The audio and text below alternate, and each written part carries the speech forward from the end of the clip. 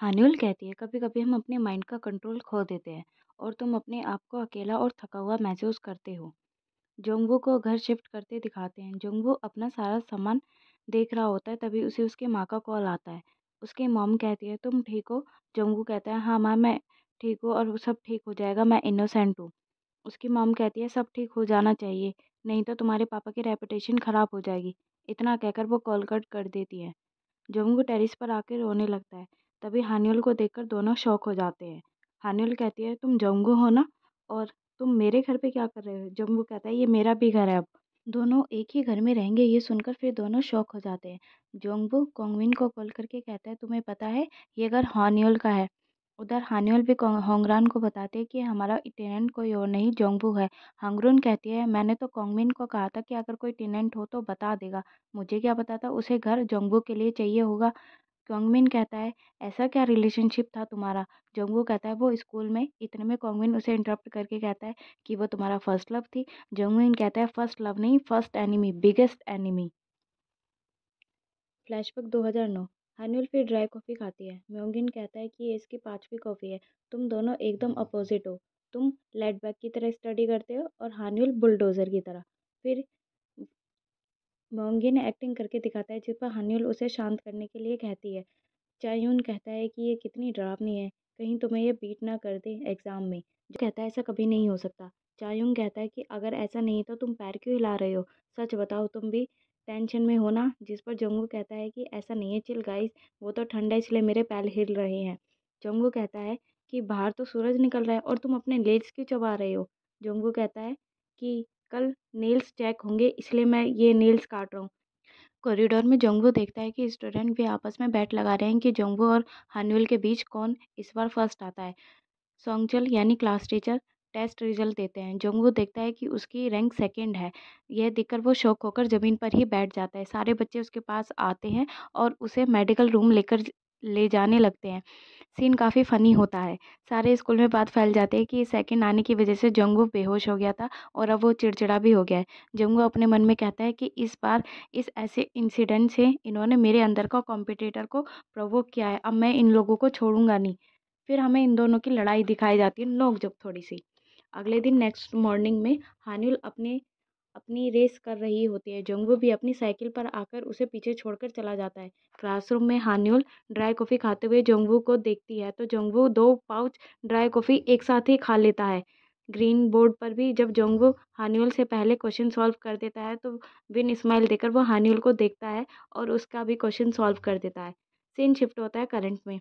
चलो और बताओ क्या हुआ था स्कूल टाइम में? हान्युल मना करती है। होंगरान कहती है, इतना इंटरेस्टिंग तो चल रहा था, किस्सा बताओ ना क्या हुआ?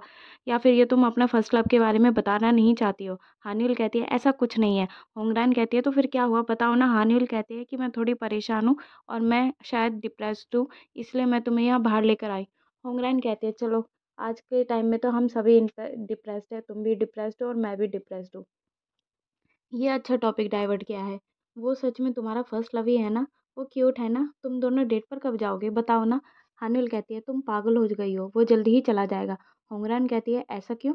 हान्युल कहती है, वो जब मुझसे हार गया था, बेहोश हो गया था स्कूल टाइम में, तुम्हें लगता है वो मेरे घर रुकेगा? जोंगवू वहाँ से जाने के लिए तैयारी करता है। वो भी कॉन्ट्रैक्ट देख रहा होता है कि वो कैसे जाए। तो उसे पता चलता है कि अगर वो यहाँ से गया तो उसे उसका डिपॉज़िट भी वापस नहीं मिलेगा।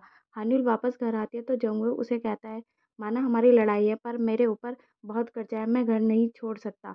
हान्युल कहती है, ठीक है तुम रह सकते हो, मुझे कोई फ़र्क नहीं पड़ता कौन रहे या कोई ना रहे। जोंगवू कहता है, मेरा घर, कार स्टॉक सब सेल हो चुका है, अब मेरे पास कोई जगह नहीं है रहने की और मेरे पास अभी भी 3.7 बिलियन का कर्जा है। जिस पर हान्युल आहें भरती है। जोंगवू कहता है, तुम कितने अजीब हो, मैं तुम्हें अपनी दुख भरी दास्तां सुना रहा हूँ और तुम आहें भर रही हो। हान्युल वहां से चली जाती है तो जोंगवू उसे बेवकूफ़ कहता है। इतने में उसके अंकल आते हैं बाहर, तो जोंगवू कहता है कि मैं आपको बेवकूफ़ नहीं, उस लड़की को कह रहा हूँ जो यहाँ से गई है। तो उसके अंकल कहते हैं कि वो मेरी भतीजी है और चले जाते हैं। इतने में नामवादा भी आता है, तो जोंगवू कहता है कि कितना गुस्सा है ना इन अंकल में। नामवादा कहता है कि वो मेरे अंकल हैं। जोंगवू अपना सर खुजाते हुए अपने घर वापस आ जाता है और कहता है कि ये पूरा खानदान ही एक साथ रहता है। हमें टेरेस पर एक सस्पिशियस इंसान को भी दिखाते हैं। नामवादा अपनी मॉम से कहता है, ये इंसान मुझे देखा हुआ सा लगता है। उसकी मॉम कहती है कि वो डॉक्टर है। नामवादा कहता है, फिर तो शायद मैं उसे नहीं जानता, क्योंकि मैं बस 3 डॉक्टर को जानता हूँ, हान्युल, होंगरान और डॉक्टर स्ट्रेंज। नामवाता कहता है कि मॉम, छत पर क्या 2 लोग रह सकते हैं? उसकी मॉम कहती है नहीं तो, और ऊपर तो एक ही इंसान रहने आया है। नामवाता कहता है अजीब है ना, मैंने दूसरे इंसान को भी ऊपर जाते हुए देखा है। जंगवू को भी टेरेस पर किसी इंसान की परछाई दिखाई देती है। वो बाहर आकर चेक करता है तो कोई नहीं होता। जंगवू को भी सपने में पेशेंट की डेथ के ही सपने आने लगते हैं, जिसे वो नींद से जाग जाता है। जोंगुक वॉक के लिए जाता है। हान्युल अपने बाल को सुखाते हुए अब ऑफिस जा रही होती है। उसके अंकल कहते हैं कम से कम बाल तो ड्राई करके जाओ। हान्युल कहती है मैं लेट हो रही हूँ अंकल, और बाय करके वहाँ से चली जाती है। जोंगुक वॉक करके वापस आता है तो उसके अंकल उसके मुंह पे ही सारा कपड़ा कूड़े का झाड़ देते हैं। दायूं की नर्स और जीवो कहती है कि आज आपकी कोई अपॉइंटमेंट नहीं है। दायूं कहता है कि हाँ पता है मुझे। नर्स कहती है तो क्या हम अपना क्लिनिक प्रमोट नहीं कर सकते? दायूं कहता है कि मेरा पोस्टर गंगनम स्टेशन में बीटीएस के पोस्टर से बड़ा है, और क्या चाहिए मुझे? जीवो कहती है सब डॉक्टर का अपना यूट्यूब चैनल है, और आपका भी है। दायूं उसे कहता है कि वो मेरी हॉबी है, उस पर मैं अपनी डेली लाइफ अपलोड करता हूँ। जीवो कहती है और उस पर केवल 5 सब्सक्राइबर हैं, जिस पर आप अपनी बची हुई तोकबोकी का क्या करें, ये वीडियो अपलोड करते हैं। सर्जरी से रिलेटेड एक भी वीडियो नहीं है। नर्स कहती है जी वो नहीं है तो क्या आप वीडियो अपलोड कर लें, और इसका फ़ायदा हम उठा सकते हैं, हम नंबर 1 पर आ सकते हैं। दायुंग मना करता है और कहता है कि नंबर 1 स्पॉट हमेशा खाली रहेगा तक जोंगवू वापस नहीं आता। फिर नर्स भी जीवो और वहाँ से चली जाती हैं। कॉन्गमिन जुंगवू को कॉल करके हॉस्पिटल बुलाता है। कॉन्गमिन कहता है कि मैंने सबसे पूछा पर ज़्यादा लोग उसे नहीं जानते थे। वो ज़्यादा सोशलाइज भी नहीं होता था, और कोई भी सिचुएशन हो पैनिक नहीं होता था। और वैसे भी तुमने ही हायर किया था ना उसे 2 महीने पहले, तुम्हें ज़्यादा पता भी नहीं था उसके बारे में, और तुमने उसे कैसे हायर किया? जुंगवू कहता है वो पर्सनली आया था मेरे पास अपना रिज्यूमे लेकर। मुझे लगा उसे नीड होगी तो मैंने उसे जॉब पर रख लिया, और सबने अपनी स्टेटमेंट दी पर उस दिन उसने स्टेटमेंट देने से रिफ्यूज़ कर दिया था। जोंगो के पास मैसेज आता है तो उसमें लिखा होता है कि हम आपको घर नहीं दे सकते जब तक आपका सब कुछ क्लियर नहीं हो जाता। हानुल भी वहीं से जा रही होती है। जोंगवू कहता है कि मैंने कह दिया है कि मैं जल्दी चला जाऊंगा, कंफर्टेबल होता है उसके सामने जाने से। कॉन्गमिन कहता है तुम अब बच्चे नहीं रहे, बचपन से बाहर आओ, बचपने से भी बाहर आओ। और फिर जोंगवू हान्युल से बात करने के लिए आता है और कहता है तुम तो मेडिकल ड्रामा की तरह इम्प्रेसिव हो। हान्युल कहती है तुम यहाँ क्यों आए हो? जोंगवू कहता है कि मैं कॉन्गमिन से मिलने आया हूँ। हान्युल कहती है तुम कॉन्गमिन को कैसे जानते हो? जिंगबो कहता है कि वो हाई स्कूल में मुझे ट्यूशन देता था। ऐसा क्यों? हानिउल कहती है कि वह एक अच्छा ट्यूटर नहीं था, तभी तो तुम मुझसे हार गए थे फर्स्ट सेमेस्टर में 2 बार, और तुम बेहोश भी हो गए थे, याद है? जंगो कहता है मैं बेहोश नहीं हुआ था, वो मैं बस बैठा था। फिर दोनों स्कूल की बातों को लेकर लड़ने और झगड़ने लग जाते हैं। हानिउल कहती है शायद तुम्हें घर ढूंढने जाना चाहिए, गुड लक, और कहकर जाने लगती है। जोंगू पीछे ही चिल्लाकर कहता है तुम्हारे पास जॉब है और एक अच्छे घर की बिल्डिंग है, पर याद रखना ये चीज़ें हमेशा साथ नहीं रहती, कभी भी खो सकती हैं, बिल्कुल मेरी तरह। तभी हानुल के पास नेक्स्ट डे की अपॉइंटमेंट का मैसेज आता है। हानुल को बाय करके जोंगू वहाँ से चला जाता है। हानुल कहती है सिर्फ एक मैं ही नहीं, कोई अपनी लाइफ में थोड़ा अनहैप्पी तो है ही। प्रोफेसर किम से भी हान्युल पर चिल्लाते हैं और कहते हैं कि मेरे डिपार्टमेंट की सबसे कम रेटिंग है। हान्युल सॉरी कहकर आही भरती है तो इस पर मिस्टर किम उसे हिट करते हैं पैरों पर। एक नर्स आकर मिस्टर किम को एक सर्जरी का कहती है, और वो बताते हैं कि वो सर्जरी चेयरमैन की बेटी के है। तो इस पर मिस्टर किम हान्युल को असिस्ट करने के लिए कहते हैं।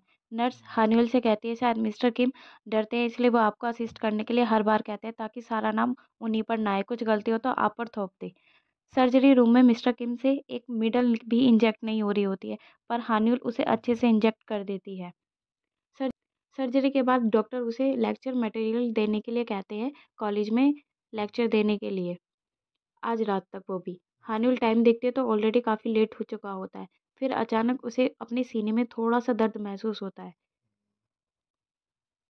नेक्स्ट डे हानिउल अपॉइंटमेंट लेकर डॉक्टर से मिलने जाती है। अपॉइंटमेंट में हानिउल डॉक्टर को बताती है कि वो अच्छा फील नहीं कर रही है। डॉक्टर कहते हैं कि ये सब फिजिकल सिम्टम्स है डिप्रेशन की वजह से। इस स्टेट में आप सैड फील करते हैं और कभी कभी सुसाइडल भी। डॉक्टर उसे रेस्ट करने के लिए कहता है कि ये ऑप्शन नहीं है, ये ज़रूरी है रेस्ट करना। वहीं हॉस्पिटल में मिस्टर किम सारा इल्ज़ाम अपना हान्युल के ऊपर डाल देते हैं और कहते हैं कि मैडम आपकी बेटी का ये हाल हमारी एक नर्स ने किया है, उसे ढंग से आया नहीं है करना। ये सब ऐसा हान्युल की वजह से हुआ है, हमें माफ़ कर दीजिए। फिर मिस्टर किम के ऑफिस में मिस्टर किम हानिल को अपने ऊपर सारे ऊपर ब्लेम लेने के लिए कहते हैं। मिस्टर किम कहते हैं, और क्या अगले साल मैं हेड बनने वाला हूँ, तो ये क्या ब्लेम मैं ले सकता हूँ? मैं बिल्कुल भी नहीं लूँगा। तुम बस उनके पैरों में झुककर माफ़ी मांग लेना, वो तुम्हें माफ़ कर देंगे। हानिल कहती है, गलती आपकी है तो मैं क्यों माफ़ी मांगूं? मिस्टर किम कहते हैं, हानिल पर हाथ उठाने की कोशिश करता है। हानिल इस बार गुस्से में आकर उसका हाथ रोककर उसे एक किक मारती है बहुत जोर की। कहती है, सबके लिए मैं माफ़ी क्यों मांगूं? ये सब आप करो, आपकी गलती है, आपकी ही कमी की वजह से आपका डिपार्टमेंट लो रेटिंग लेता है। आप ही 5 साल पुराने पुराने आइडिया ला के सबमिट कराते हो, तो आपकी गलती है ना इसमें। इस सब के लिए मैं अपनी हेल्थ क्यों बेकार करूँ? और जॉब छोड़कर चली जाती है। पूरे हॉस्पिटल में बात फैल जाती है कि हानियुल ने जॉब छोड़ कर दिया और मिस्टर किम को एक लात भी मारी है। होंगरान को जब ये पता चलता है तो वो भी हानियुल के पास जाने के लिए ऑफिस से निकलती है। लिफ्ट लेते वक्त वो दोयुंग से टकरा जाती है और सॉरी बोलकर निकल जाती है। रेस्टोरेंट में उसकी माँ सबको बताती है कि अगले साल मेरी बेटी मेडिकल प्रोफेसर बन जाएगी। होंगरान हानियुल से कहती है कि मैंने सुना तुमने जॉब छोड़ दी और मिस्टर किम को भी पीटा। उसकी माँ ये सब बातें सुन लेती है। उसकी माँ कहती है, तुमने जॉब क्यों छोड़ी? हानियुल कहती है, मुझे ब्रेक चाहिए था माँ। उसकी माँ कहती है, कितनी मुश्किल से तो मैंने तुम्हें इतना पढ़ा बड़ा किया है और तुमने जॉब छोड़ दी। हानियुल गुस्से में कहती है, मुझे डिप्रेशन है, मैं बीमार हूँ। उसकी माँ कहती है, ये क्या बकवास कर रही हो तुम बीमार नहीं हो सकती। हानियुल कहती है, पहले मैं 17-17 घंटे पढ़ती थी और अब मैं 17-17 घंटे जॉब करती हूँ। जैसे आपने कहा मैंने वैसे ही किया और अब मैं बीमार भी नहीं हो सकती। और ये सब बातें जोंगबू सुन रहा था। और जब हानियुल बाहर आती है तो वो छुप जाता है ताकि हानियुल उसे ना देख ले। हानियुल के अंकल उसे कॉल करते हैं पर वो आंसर नहीं करती। नामवादा कहता है कि फेशियल लेने के लिए मैं हानियुल के रूम में गया था पर वहाँ मुझे बहुत सारी दवाइयाँ मिली और वो सारी दवाइयाँ अपने अंकल और अपनी मम्मी को दिखाता है। जोंगो कहता है, मुझे लगा कि हानियुल अच्छा कर रही होगी। इतने में हानियुल आती हुई दिखाई देती है उसे, तो जोंगो उसे सैड देखकर सोजू पीने के लिए पूछता है। हानियुल मना करती है। जंगू उसका हाथ पकड़कर उसे रोकता है और कहता है, आज मैं बहुत सैड हूँ, प्लीज़ मेरे साथ एक सोजू पी लो। हानियुल इस बार उसे हाँ कर देती है और कहते हैं कि एक बोतल से काम नहीं चलेगा, मुझे 3 बोतल चाहिए। जोंगू फिर उसे अपनी जैकेट पहना देता है। जोंगू उसका हाथ पकड़कर उसे ले जाता है। गलती से दोनों उसी रेस्टोरेंट में पहुंच जाते हैं जहां उनका स्कूल रियूनियन हो रहा होता है, जहां उनकी स्कूल रियूनियन की पार्टी चल रही होती है। वहां पर सब जिवोंग को ब्लेम करते हैं और कहते हैं कि तुम्हारी वजह से मोंगयान और चायुंग के अपनी जॉब छोड़नी पड़ी और उनका करियर भी बर्बाद हो गया। इसे बाहर आ जाता है और मियोंग, चायुंग और हान्युल भी बाहर आ जाते हैं। जोंगू कहता है, क्या सच में तुमने मेरी वजह से जॉब छोड़ी? तुम बैंकरप्ट होने वाले थे और तुम अपनी वजह से जॉब छोड़ी है तुमने। तुम दोनों ने छुपकर यूट्यूब से कितना पैसा खाया है क्या मुझे नहीं पता? मैंने सबसे पहले तुम्हारी पेनल्टी पे करी क्योंकि तुम मेरे दोस्त थे, पर अब नहीं। हैव अ गुड लाइफ कहकर वो भी वहाँ से जोंगू चला जाता है। हानुल भी उसके पीछे चलती है। जोंगू कहता है, क्या तुम अभी भी 3 बोतल सोजू पी सकती हो? हानुल इस पर हाँ करती है। फिर दोनों बातें करते करते बैट लगाते हैं कि कौन ज़्यादा ड्रिंक कर सकता है।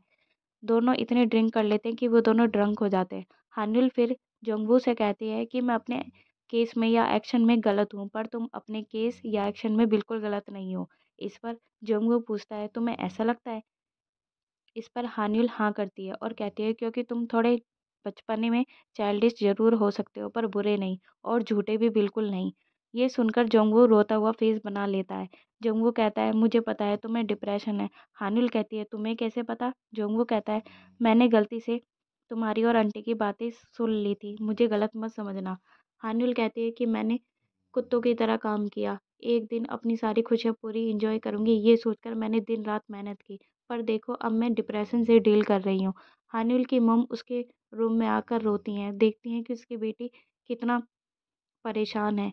वो वापस आ रहे होते हैं। जोंगवू किसी से टकराता है तो डर जाता है और हानिउल से कहता है, मुझे डर लगता है कि कोई ब्लैक सूट में आकर मुझ पर गोली ना चला दे या मुझको उड़ा ना दे। हानुल कहती है कि हर कोई ब्लैक सूट पहनकर गोली नहीं उड़ाता, आजकल लोग रंग बिरंगे कपड़े पहनकर भी गोली चला देते हैं। जोंगू कहता है, क्या जालिम औरत हो तुम। हानुल कहती है, तुम कब जा रहे हो? जोंगू कहता है, मैं नहीं जाऊंगा। मेरे स्कूल से एक विश रही है कि मैं एक बार तुम्हारे माथे पर जोर से फ्लिक करूं। हानियुल भी सेम कहती है और कहती है, चलो एक बार दोनों एक दूसरे के माथे पर हिट करते हैं। जंगवू कहता है, मैं औरत पे हाथ नहीं उठाता। हानियुल कहती है, पर मैं तो मार सकती हूँ। फिर वो जंगवू के माथे पर बहुत जोर से मारती है। हान्युल के पास उसकी माँ का मैसेज आता है और कहती है कि मुझे अपनी हेल्दी बेटी चाहिए, सक्सेसफुल औरत नहीं, ना ही बेटी। मुझे बस मेरी एक हेल्दी बेटी वापस चाहिए। जिसे पढ़ हान्युल रोने लग जाती है। जोंगू कहता है तुम्हें रोता हुआ देखकर मुझे भी रोना आ रहा है।